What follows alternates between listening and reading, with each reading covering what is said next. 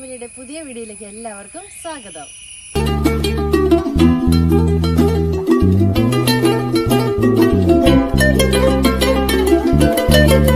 അങ്ങനെ വരൂ ഗൈസ്, നമുക്ക് മുരിങ്ങയിലത്തോരൻ എങ്ങനെ ഉണ്ടാക്കാമെന്ന് നോക്കാം. അങ്ങനെ നമ്മുടെ വീടിൻ്റെ പറമ്പിൻ്റെ മേളിൽ നിൽക്കുന്ന മുരിങ്ങയില പറിക്കാനായിട്ട് ഞാനും ഏട്ടനും കൂടെ ഇങ്ങനെ ഇറങ്ങും കേട്ടോ. നല്ല അന്തരീക്ഷമായിരുന്നു കേട്ടോ, വെളുപ്പങ്കാലായിരുന്നു. ഏകദേശം ഒരു 6-7 മണി സമയത്താട്ടോ ഞാൻ മുരിങ്ങയില പറിക്കാൻ പോയത്. അങ്ങനെ ഏട്ടന് ഇഷ്ടമാണെന്ന് പറഞ്ഞതിനെ തുടർന്നാട്ടോ ഇത് പറിക്കാൻ വേണ്ടി പോയത്.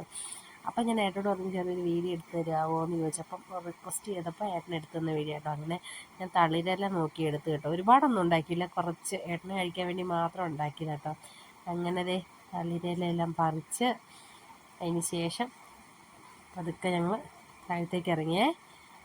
എനിക്ക് ഇവിടുത്തെ തൊടുപുഴ നല്ല കാലാവസ്ഥയായിരുന്നു ആ സമയത്ത്.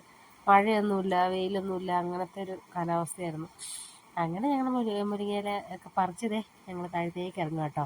അപ്പോൾ നമുക്ക് ഇനി അടുത്ത ഇതിലേക്ക് കിടക്കാവേ. അങ്ങനെ മുരിങ്ങയില തോരൻ എങ്ങനെ ഉണ്ടാക്കാമെന്ന് നോക്കാം.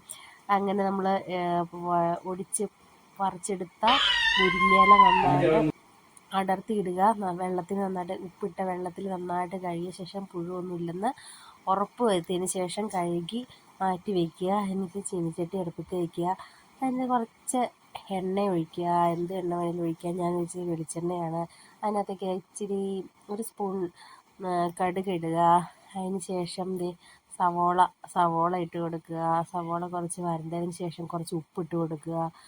അതിന് ശേഷം കുറച്ച് മഞ്ഞൾപ്പൊടി, ആവശ്യമുള്ളവർക്ക് മുളക് പൊടിയും ചേർക്കാം. പിന്നെ ഞാനിട്ടത് സവോള, മുളക്, കറിവേപ്പില അത്രയാണ് കേട്ടോ. അതിന് ശേഷം ഇതൊരു വരണ്ട ഒരു പാകമായതിന് ശേഷം കഴുകി വെച്ചിരിക്കുന്നത് മുരിങ്ങയില ഇങ്ങനെ ഇടുക കേട്ടോ. എന്നിട്ട് കുറച്ച് നേരം കുറച്ച് ഉപ്പിൻ്റെ കുറവുണ്ടായിരുന്നു, കുറച്ച് ഉപ്പും കൂടെ ഇട്ട് കൊടുത്ത് പിന്നെ നന്നായിട്ടൊന്ന് ഇളക്കി കൊടുത്തതിന് ശേഷം കുറച്ചൊരു 5 മിനിറ്റ് മൂടി വെച്ച് ഫ്രൈ ചെയ്തതിന് ശേഷം മുട്ട ഉണ്ടായിരുന്നു, 3 മുട്ടയാണ് ഞാൻ ഇട്ട് കൊടുത്തത്. അങ്ങനെ 3 മുട്ട പൊട്ടിച്ചിട്ട് കൊടുത്തതിന് ശേഷം നന്നായിട്ടൊന്ന് ഫ്രൈ ചെയ്ത്, അതായത് നമ്മൾ മുട്ടയൊക്കെ ചിക്കി പൊരിക്കില്ലേ, അതുപോലെ നന്നായിട്ട് ചിക്കി പൊരിച്ച പോലെ ആ രീതി ആവണം. അതിന് ശേഷം കുറച്ച് നേരം മൂടി വെച്ച് ഇത് സെറ്റാക്കണം. സെറ്റാക്കിയതിന് ശേഷം ഉപ്പും മുളകൊക്കെ ഉണ്ടോ എന്ന് നോക്കണം. മുളക് പൊടി ഇടാത്ത കാരണം ഞാൻ കുറച്ച് കുരുമുളക് പൊടി എടുത്ത് പൊടിച്ചിട്ടിട്ടുണ്ടായിരുന്നു കേട്ടോ. അത് കുറച്ചുകൂടെ ടേസ്റ്റി ആക്കാൻ സഹായിച്ചു കേട്ടോ. പിന്നെ കുറച്ച് നേരം മൂടി വെച്ചതിന് ശേഷം എടുത്ത് നോക്കി, അപ്പോൾ ഓക്കെ ആയെന്ന് മനസ്സിലായതിന് ശേഷം കുറച്ച് തേങ്ങ ഉണ്ടായിരുന്നു, തേങ്ങ ചിരണ്ടിയത് അരച്ചൊന്നുമില്ല, ജസ്റ്റ് അതിനകത്തേക്ക് ഇട്ട് കൊടുത്തു. 2 മിനിറ്റ് അതൊന്ന് പാകമാണെന്ന് വരെ ഇട്ട് കൊടുത്തു കേട്ടോ. അതിന് ശേഷം കഴിക്കുന്ന വീഡിയോ എടുക്കാൻ ഞാൻ മറന്നുപോയി കേട്ടോ. ഇത്രയേ ഉള്ളൂ എൻ്റെ വീഡിയോ ഇഷ്ടമായെങ്കിൽ ലൈക്ക് ചെയ്യാനും ഷെയർ ചെയ്യാനും സബ്സ്ക്രൈബ് ചെയ്യാനും മറക്കില്ല കേട്ടോ.